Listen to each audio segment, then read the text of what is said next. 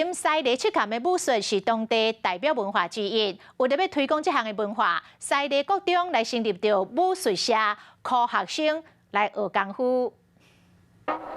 学生咧拍拳头真有班，这日讲是接受武术评鉴的日子。西里国中推广武术文化已经真热冬啊，所以讲武术伫西里国中是正时行，学生嘛真有成就感。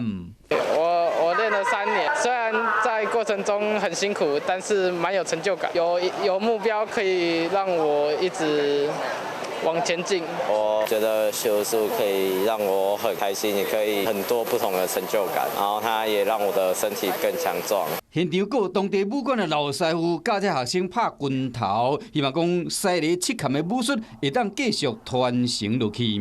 若有兴趣的，我就继续来传教。学拳头唔但使锻炼身体、提升自信，嘛会当传承七坎的武术。Hello， 我是叶明。想要看到更多更及时的新闻内容，请订阅华视新闻的 YouTube 频道，并且按赞、开启小铃铛。